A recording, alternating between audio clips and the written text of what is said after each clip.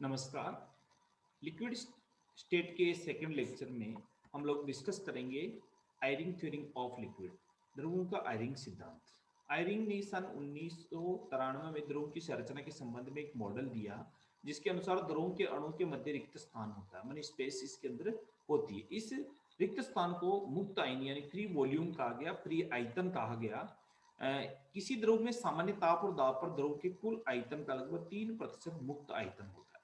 आयरिंग के अनुसार मुक्त आयतन जो होता है वो आणविक भार के होते हैं, अतः संपूर्ण द्रव में अनियमित रूप से वितरित रहते हैं। रिक्त स्थान के निकटतम अणु का आचरण गैस के समान होता है, जबकि रिक्त स्थान में पर्याप्त दूरी वाले अणु व्यवस्थित संरचना प्रदर्शित करते हैं। यदि द्रव और ठोस अवस्था में मोलर आयतन V1 और V2 हो तो गैस के समान आचरण करने वाले अणु को V1 minus V2 upon V1 से बराबर होता है, अतः शेष रहे अणु को Vz अपॉन V1 से रिप्रेजेंट करता है, व्यवहार के समान। इस प्रकार द्रव अवस्था ठोस और द्रव गैस और ठोस के मध्य की प्रवस्था है। द्रव का ताप बढ़ने पर इसके अणु वाष्पित अवस्था में परिवर्तित हो जाते हैं, जिसे वाष्प की सांद्रता अथवा घनत्व बढ़ता है, और द्रव अवस्था में मुक्त आयन बढ़ता जाता है। इस क्रम में ये क्रम इस प्रकार तब तक चलता रहता है जबकि क्रांतिक ताप जहां पर वाष्प और द्रव और वाष्प का घनत्व समान नहीं हो जाता, प्राप्त नहीं हो जाता। आयरिंग के अनुसार द्रव संरचना का मॉडल में द्रव और वाष्प की घनत्व समान होता है, समान प्राप्त हो जाता है। साम्यावस्था पर द्रव और वाष्प के औसत घनत्व PAQ लगभग स्थिर रहना चाहिए, जबकि लेकिन वास्तव में ताप में वृद्धि के साथ इसमें कमी होती है। PAQ equal to P0 minus alpha T. P0 और अल्फा स्थिरांक है जो पदार्थ की प्रकृति पर निर्भर करते हैं। इस नियम में सर्वप्रथम कैलिटेट मिथेयास ने 1886 में दिया था। इसे रेखीय व्यास का नियम भी कहते हैं, लॉ ऑफ रेक्टेंगल डायमीटर भी कहते हैं। सममित ताप और सममित दाब पर कुछ गैस और द्रवों के लिए इसको जिस प्रकार डिफाइन करते हैं, इस तरह रेखीय नियम, ये सममित ताप हो गया और सममित दाब हो गया, सममित ताप हो गया। ये जैसे dimethyl ether, argon, helium, इसके लिए इस तरह का जो एक पथ बनता है उसे इस नियम के। आयरिंग होने के अनुसार यदि किसी द्रव अवस्था में ऊष्माधारिता Cv है तो इस समीकरण के द्वारा दिखाई जाएगी Cv equal to Vs upon Vi। अब 3R Vl minus Vs upon Vl 3/2R, यहाँ R गैस नियतांक है। इस समीकरण द्वारा परिकलित मान प्रायोगिक मान के लगभग समान होते हैं, जिससे ये सिद्धांत की पुष्टि हो जाती है। द्रव की संरचना का दूसरी बात करें तो 1938 में द्रव की संरचना के संबंध में एक्सरे विवर्तन द्वारा उसके तापमानों पर मॉर्गन और वारेन ने इसको स्टडी की। इसने देखा कि इस तरह का झुंड के रूप में मिलते हैं और ये पृथक अणु इस तरह का होता है। ये द्रव जल की संरचना दिखाई गई है। लघु क्षेत्रीय क्रम की व्यवस्थित होते हैं। बर्फ की भांति जल के प्रत्येक अणु के चारों ओर अन्य जल के अणु चतुष्क के रूप में उपस्थित होते हैं, जबकि विभिन्न तापमानों पर जल के अणु की चारों ओर अणु की समन्वय संख्या 4 और 5 के मध्य होती है। ताप की जैसे ये तापमान दिया आपको 1.5, 1.3, 3.4, कोऑर्डिनेशन नंबर इनका अलग अलग है। हर टेम्परेचर पर कोऑर्डिनेशन नंबर चेंज हो रहा है। अतः बर्फ के पिघलने पर उसमें नियमित चतुष्कोणीय ढांचा टूट जाता है तथा उसके मध्य और जल के अणु प्रवेश कर जाते हैं। ताप बढ़ने के साथ साथ अंतराणविक दूरी में वृद्धि होती है, किंतु समन्वयिक संख्या बढ़ने के साथ साथ घनत्व बढ़ जाता है। लगभग 4 डिग्री सेंटीग्रेड के बाद ताप में और वृद्धि होने पर अंतराणविक दूरी ज्यादा बढ़ने के कारण घनत्व में कमी आ जाती है। तो साथ ही इसके अणु के मध्य हाइड्रोजन बंध टूट जाता है जब जल और सामान्य द्रव की भांति व्यवहार दर्शाने लगता है। जल की संरचना को सर्वमान्य झुंड मॉडल के नाम से इसको प्रदर्शित किया जाता है। इसके अनुसार झुंड और एकाकी अणु व्यवस्थित परस्पर अंतर परिवर्तित होता रहता है। अणु की झुंड के मध्य रिक्त स्थान से एकाकी अणु उपस्थित होते हैं, अतः झुंड लगातार बनते और टूटते रहते हैं।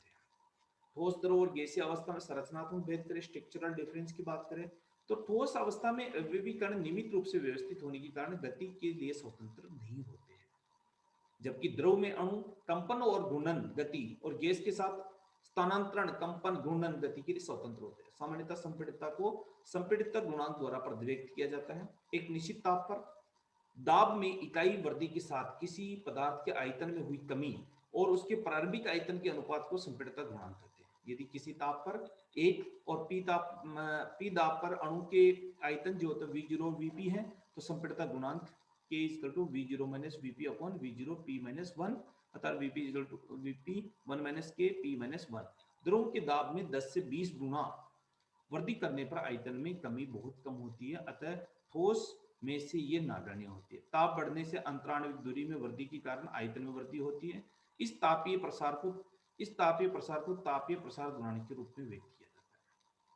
एक निश्चित दाब पर 1 डिग्री सेंटीग्रेड बढ़ाने पर द्रव के आयतन में हुई वृद्धि वास्तविक आयतन का अनुपात तापीय प्रसार गुणांक एल्फा द्वारा रिप्रेजेंट किया जाता है। यदि स्थिर दाब पर 0 डिग्री सेंटीग्रेड और T डिग्री सेंटीग्रेड ताप पर आयतन क्रमशः V0 और VT हो तो इस स्टेज में VT = V0 + 1 + अल्फा T के बराबर होती है। द्रव के तापीय प्रसार गुणांक सामान्यतः धनात्मक होता है, क्योंकि कुछ द्रवों के लिए इसका जो मान होता है वो ऋणात्मक भी होता है। उदाहरण के लिए जल के लिए 0 डिग्री सेंटीग्रेड पे मान क्या होता है? ऋणात्मक होता है। गैसों के लिए तापीय प्रसार गुणांक का मान द्रव की अपेक्षा बहुत अधिक होता है और ठोस में ये तापीय प्रसार गुणांक बहुत कम होता है। इस प्रकार आप द्रव की संरचना ठोस द्रव की तुलनात्मक रूप से समझ चुके हैं, तो इसको देख सकते हैं। तो इसमें क्या क्या ठोस द्रव गैस में अंतर कैसे दिखे? आयतन और आकृति, वॉल्यूम और शेप की बात करें तो ठोस के कणों में प्रबल आकर्षण बल के कारण ये नियमित रूप से व्यवस्थित रहते हैं, अतः इसमें आयतन निश्चित होता है। जबकि द्रव के कण ठोस की तुलना में आकर्षण बल कम होने के कारण आयतन तो निश्चित होता है, लेकिन इसका कोई आकार निश्चित नहीं होता है। इसी तरह से गैस के कणों की अत्यंत आकृति दुर्बल आकर्षण बल होने के कारण आकार और की आकृति और दोनों ही अनिश्चित होते हैं। घनत्व, ठोस के कणों के मध्य रिक्त स्थान नहीं होता है, ये पास व्यवस्थित होते हैं, अतः इसका घनत्व अधिक होता है। द्रव के कणों के ठोस की तुलना में कुछ रिक्त स्थान होता है, अतः इसके मध्य घनत्व कम होता है। गैस के कणों के मध्य रिक्त स्थान नहीं होता है, अतः इसके मध्य घनत्व अपेक्षाकृत कम होता है। संपीड़ितता की बात करें, ठोस के कणों में रिक्त स्थान नहीं होने के कारण संपीड़ितता का गुण नहीं होता है। द्रव में भी संपीड़ितता का गुण गैस की अपेक्षाकृत कम होता है। गैस में मध्य रिक्त स्थान अधिक होने के कारण संपीड़ितता का गुण अधिक होता है। विसरण, ठोस के कणों के मध्य रिक्त स्थान नहीं होने के कारण विसरण का गुण नहीं पाया जाता है।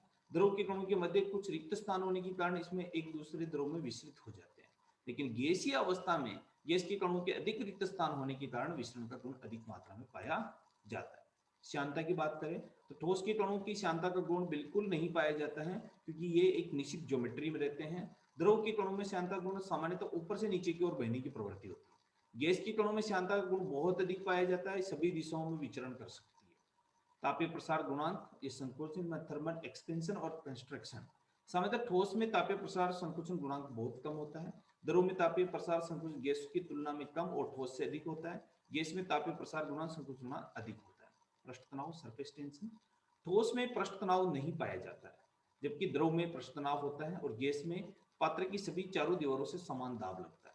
समदैशिक और विषमदैशिक, आइसोट्रोपिक इन आइसोट्रोपिक। तो की बात करें तो क्रिस्टलीय ठोस में कण नियमित होते हैं और व्यवस्थित रूप से विषमदर्शिता दर्शाते हैं, जबकि द्रव के कणों में व्यवस्थित नियमित नहीं होने के कारण समदर्शिता दर्शाते हैं।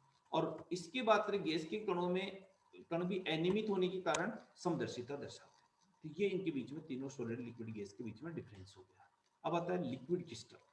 सामान्य ठोस पदार्थ गर्म करने पर एक निश्चित ताप पर द्रव अवस्था में परिवर्तित हो जाते हैं, किंतु कुछ ठोस पदार्थ ऐसे भी होते हैं जो गर्म करने के बाद भी दो अवस्थाओं में परिवर्तित होते हैं। सामान्यतः निश्चित ताप पर लिक्विड द्रव बन जाता है और गर्म करने पर निश्चित ताप पर स्वच्छ द्रव के में परिवर्तित हो जाता है। इस प्रक्रम के विपरीत दिशा में चलाए तो ठंडा करने पर समान निश्चित ताप पर पुनः दोनों अवस्थाएं प्राप्त हो जाती है। ये अपारदर्शी द्रव प्रकाशीय गुणों में विषमदर्शिता दर्शाता है, जबकि वास्तव में ये द्रव समदर्शिता वाले होते हैं। अतः इस आधार पर इसे द्रव क्रिस्टल भी कहते हैं।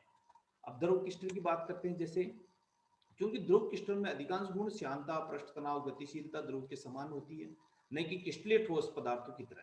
अतः इसी तरह इसके नाम से लिए उपयुक्त नहीं है, अर्थात इसको मिसोमेरिक स्टेट तथा ग्रीक भाषा में मध्यवर्ती अवस्था भी कहते हैं। अर्थात ठोस अवस्था ये द्रव क्रिस्टल, मिसोमेरिक अवस्था द्रव अवस्था, गैस अवस्था। इस प्रकार साधारण रूप से ठोस पदार्थ जब होता है, जैसे ये दाब, वाष्प दाब और ताप के बीच में साधारण पदार्थों के लिए आरेख खींचे जाते हैं, ये ठोस हो गया, द्रव हो गया, वाष्प, ये इसका बीच का सेंटर बिंदु हो गया।